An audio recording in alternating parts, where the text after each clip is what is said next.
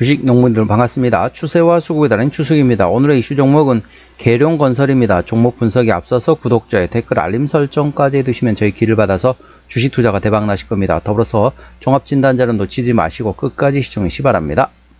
네, 계룡건설 한 번씩 이제 움직였다가 이제 조금 이제 차익 실현 물려놨다 또 다시 또 상승을 좀 준비하고 있는 상태로 보시면 됐습니다. 동사 같은 경우는 이제 본사가 대전에 있습니다. 그래서 현재 이제 이재명 대통령이 당시에 이제 후보 시절에 얘기한 게 뭐냐면은 일단은 현재 용산에 있다가 그 다음에 청와대를 재보수한 다음에 청와대로 갔다가 이제 임기가 끝날 무렵, 임기가 어느 정도 후반기쯤 되면은 세종으로 대통령실을 옮긴다라고 했습니다. 그래서 이제 대통령실을 이제 계속 청와대 관련돼 가지고 이제 짓고 있는 상태라고 보시면 됐습니다.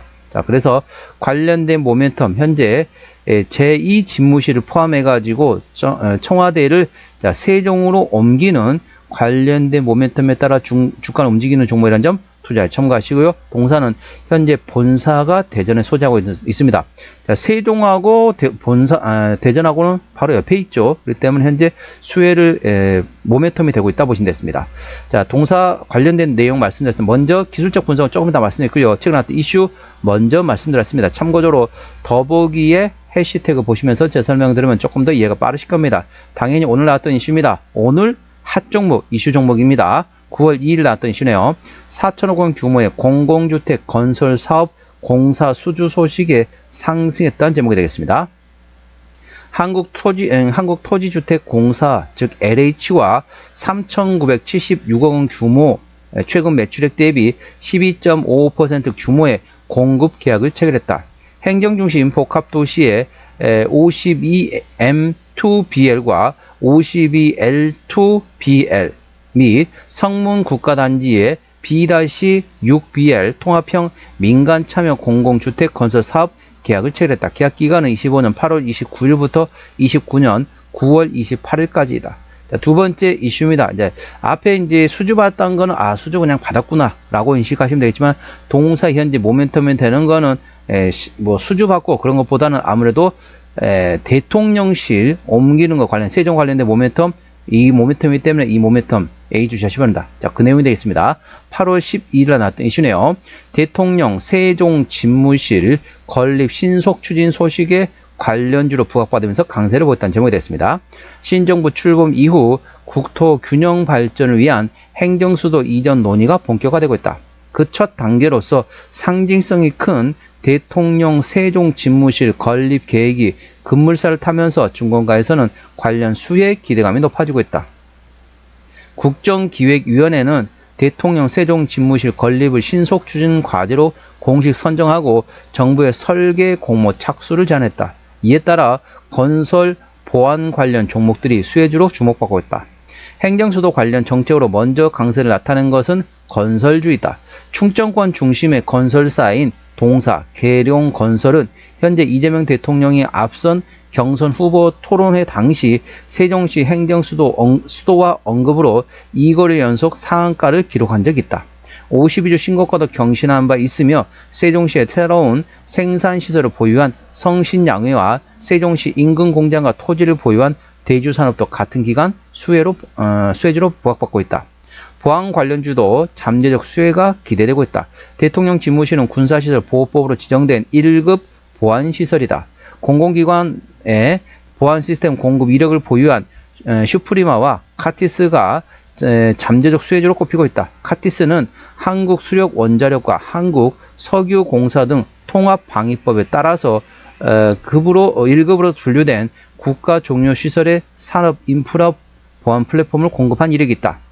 쭉 그 다음에 내용 나와 있습니다. 투자 참고하시고 그 외에 종목 같은 경우는 현재 크라운 제과 그리고 유라테크 아시아 제지들도 같이 모멘텀이 되어 있습니다.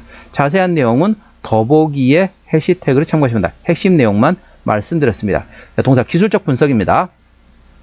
주가 한 번씩 움직일 때 모멘텀이 뭐라 말씀드렸죠? 바로 세종시로 대통령실이 움직이는 이전 관련된 모멘텀이 또 한번 움직였다가 그 다음에 차익 실현 물려놨다 다시 또 조금씩 또 꿈틀대기 시작했습니다. 그래서 이제부터는 조금씩 물론 위에 있는 매물대가 있습니다. 가장 강력한 매물대가 대략적으로 23,000원에서 25,000원대이기 때문에 이 매물대를 돌파해야만이 50일 신고가 구간이 3만원 이상을 바라볼 수 있습니다. 그래서 이 매물대를 소화하는 과정이 필수적으로 들어갈 수밖에 없다. 이 점 투자에 참고했습니다. 이 매물대 소화하는 과정 같은 경우는 갭 상승했다가 장대 음봉이 나오거나 장중에 장대 양봉이 났다가 길게 윗꼬리다고 내려온다. 그러면 매물대를 소화하고 있구나 라고 인식하시면 되겠습니다. 동사 저항대하고 지지대 말씀드렸습니다. 현재 오늘 1%대 상승하면서 정규시장에서 2만원에 마감됐습니다. 1차 저항대는 21,000원, 그 위에 23,000원, 24,000원, 27,000원, 3만원까지 됐습니다. 3만원부터는 투자자 심리가 흔들릴 수 있는 구간이기 때문에 5일선 대응하시면 되겠고요. 현재권 지지대 같은 경우는 지지대 19,000원, 그 밑에 17,000원과 16,000원, 14,000원, 12,000원 구간에 있다는 점 투자에 참고하시기 바랍니다. 수급 동향 보시겠습니다. 외국인 한 달 동안 129,000주를 샀습니다. 최근에 보면 외국인 같은 전반적으로 순 매수하고 있습니다. 중간중간 팔고 있긴 하지만은 현재 순 매수 기조라고 보시면 되겠고, 기관도 역시 최근에 전반적으로 3,000주 사고 있는데 최근에 기관도 조금씩 사고 있습니다. 투시는 현재 트레이딩, 연기금과 사모펀드는 현재 조금씩 들어오고 있는 상태에서 최근에는 관망 상태입니다. 참고적으로 동사 같은 경우는 외국인 현대가 없기 때문에 외국인의 수급 동향을 예의주시하시기 바랍니다.